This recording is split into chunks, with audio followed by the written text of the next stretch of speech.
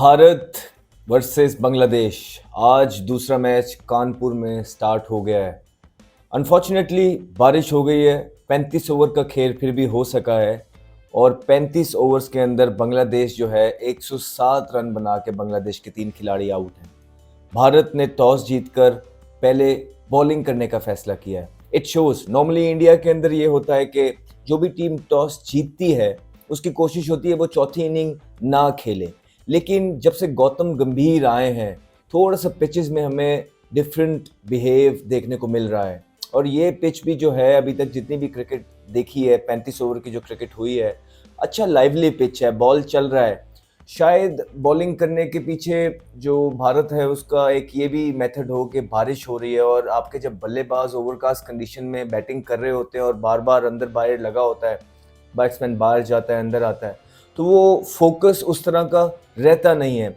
ये भी वजह हो सकती है। लेकिन भारत ने जो चूज़ की है पहले बॉलिंग करना, लगता यही है कि ये पिच भी जो पिछले मैच की तरह जो है इतना टर्न होने वाला नहीं है। हमें सिर्फ आखिरी दिन जब अश्विन बॉलिंग कर रहे थे उनकी तरफ से थोड़ा सा टर्न देखने को मिला लास्ट मैच के अंदर, लेकिन ज़्यादा कुछ नहीं।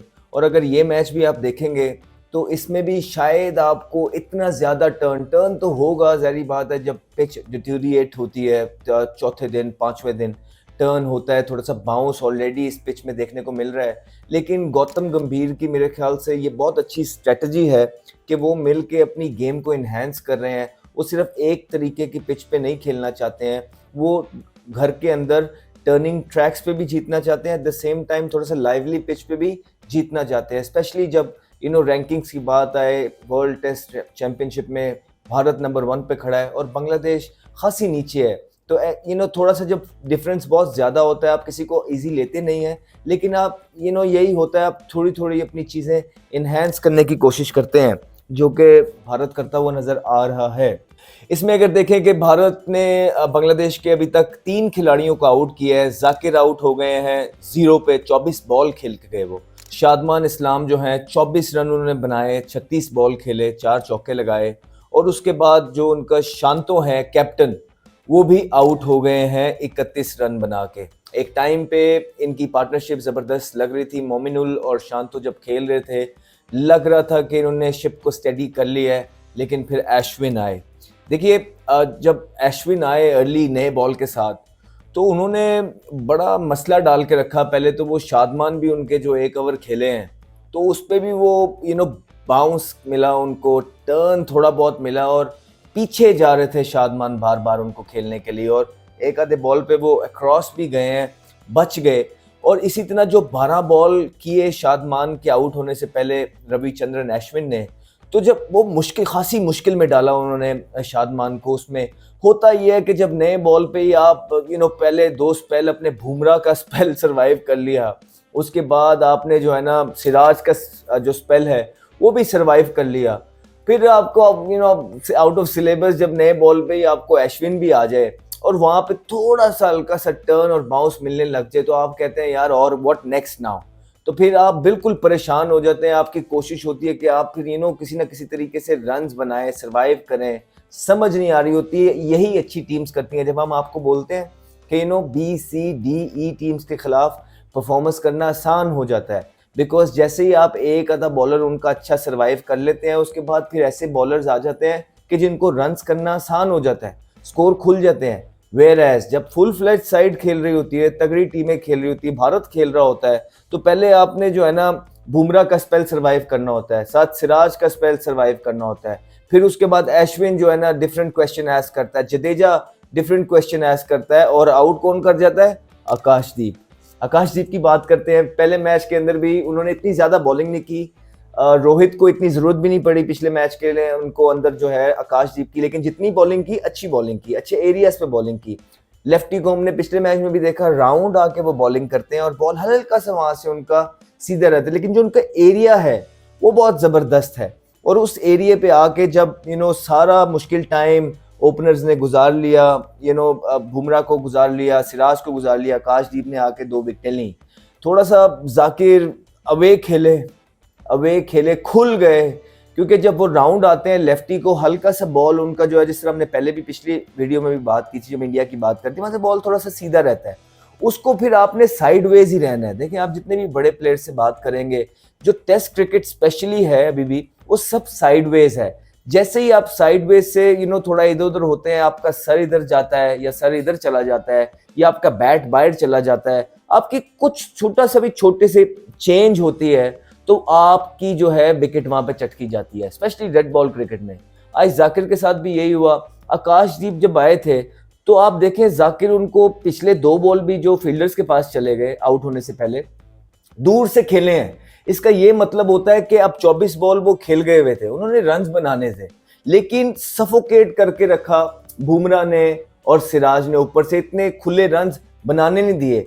यही होता है जब ऊपर वाले बॉलर आप पे प्रेशर डाल देते हैं और तीसरा बॉलर भी अच्छा आ जाए और अच्छी एरियाज को हिट करे, तो वो बैट्समैन जो 1-2 चौके ढूंढ रहा होता है, वो उसी ढूंढते ढूंढते ही वो गलती कर जाता है और विकेट गवा बैठता है। यही हमने देखा, आकाशदीप ने आके अच्छे लेंस को हिट किया और जो है जाकिर ओपन हो गए, जिसकी वजह से गली में उनका कैच हुआ, जबरदस्त कैच लिया जायसवाल ने। आज फिर पिछले मैच के अंदर भी उन्होंने एक ब्लाइंडर पकड़ा था, इस मैच के अंदर भी पहली इनिंग के अंदर ही पहली विकेट पे उन्होंने जबरदस्त कैच पकड़ा है, जो रिव्यू भी हुआ, थर्ड अंपायर के पास गया और क्लोज कैच था, जबरदस्त कैच पकड़ा है। तो जायसवाल भी जो है एक ऐसे फील्डर उभर के आ रहे हैं कि जो स्लिप कॉटन में, गली कॉटन में एक अच्छे फील्डर बन के आ रहे हैं, क्योंकि बहुत इंपॉर्टेंट होता है टेस्ट मैच क्रिकेट में स्पेशली कि आपके जो बैटर्स हैं जो स्पेशली बॉलिंग ना करते हो, एक तो वो सिली पे भी उनको, silly point, silly shot on shot leg पे भी जो है ना उनको फील्डिंग करनी आनी चाहिए, और स्लिप के अंदर भी उनको जो है ना प्रोएक्टिव और सेफ हैंड्स होना चाहिए। ये हमें जायसवाल की तरफ से देखने को मिल रहा है, जिस तरह के वो कैचेस कर रहे हैं। तो क्रेडिट जाता है आकाशदीप को कि आके पहले मैच में भी उन्होंने ज़्यादा बॉलिंग नहीं की, इम्पैक्ट छोड़ा। इस इनिंग के अंदर भी उन्होंने 2 विकेटें ऑलरेडी ले ली हैं, 10 ओवर कर बैठे हैं वो ऑलरेडी, लेकिन 2 विकेटें उन्होंने ले ली हैं। तो अनफॉर्चुनेट है, बारिश हुई है। बारिश जब हो जाए, अब जिस तरह 35 ओवर का मैच हुआ है और कॉल्ड ऑफ हो गया है, इसके बाद अब मैच शुरू नहीं होगा, एक दिन तो यहीं पे ज़ाया हो गया। तो हमारी जो डोमेस्टिक की क्रिकेट होती है वो सारी 4 डे क्रिकेट होती है और वहाँ पे रिजल्ट निकलना बड़ा मुश्किल हो जाता है। इंटरनेशनल टीम्स हैं, सब प्लेयर्स अच्छे होते हैं, जारी बात है टीम्स का फ़र्क तो ज़रूर होता है, लेकिन जब आपका एक दिन ज़ाया हो जाए और ओवर ज़ाया हो जाए, उसके बाद रिजल्ट निकलना बड़ा मुश्किल हो जाता है। अब देखना यह है कि अगर आगे बारिश नहीं होती है, फोरकास्ट अगर नहीं है बारिश की, तो अगर पूरा मैच हुआ तो फिर तो रिजल्ट निकल सकता है, लेकिन अगर इसके बाद भी कोई थोड़ी बहुत बारिश हो गई तो फिर रिजल्ट निकालना भारत के लिए बड़ा मुश्किल होगा। भारत तो चाहेगा कि हर हालत में रिजल्ट निकले, on the other and Bangladesh भी चाहेगा रिजल्ट निकले, बिकॉज पहला मैच वो हार चुका है और 3.25 दिन के अंदर वो मैच भारत ने ख़त्म कर लिया, अपने नाम कर लिया था। और ये दूसरा मैच जो स्टार्ट हुआ है, दोनों टीम कोशिश करेंगी कि एक दूसरे पे हावी रहें, लेकिन अनफॉर्चुनेटली आज सिर्फ 35 ओवर का ही मैच हो सका, खेल हो सका, जिसमें बांग्लादेश के 3 खिलाड़ी आउट हैं और आकाशदीप ने जो है ना 2 खिलाड़ी आउट किए हैं और अश्विन ने ऑलरेडी 1 विकेट ले ली है। देखते हैं कि मज़ा आएगा मैच ये देखने का। कप्तानी देखनी पड़ेगी कि कैसी रोहित शर्मा करते हैं, बिकॉज ये 4 दिन के अंदर मैच का फैसला निकालना आसान नहीं होता, आपको बड़े ब्रेव डिसीजंस लेने पड़ते हैं।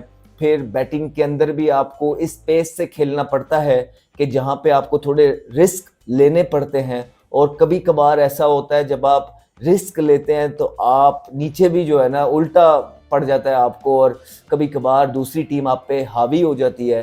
तो ये एक बड़ी कैलकुलेटेड रिस्क लेने पड़ते हैं, जो कि एक्सपीरियंस साइड है भारत, विराट कोहली, रोहित शर्मा, अश्विन, बुमराह, जडेजा, ये सारे पंत और गिल तो खैर रिलेटिवली न्यू है, लेकिन ये 5-6 इस तरह के प्लेयर्स हैं कि जब ये सर जोड़ के ड्रेसिंग रूम के अंदर बैठते होंगे तो कोई ना कोई बड़ी ज़बरदस्ती स्ट्रेटजी बनाते होंगे। अब देखना यह है कि आज सिर्फ 35 ओवर का खेल हो सका, आगे ये खेल को किस तरह लेके चलते हैं, बिकॉज अगर थोड़ी सी भी बारिश और हो गई तो इस मैच का रिजल्ट आना बड़ा मुश्किल हो जाएगा।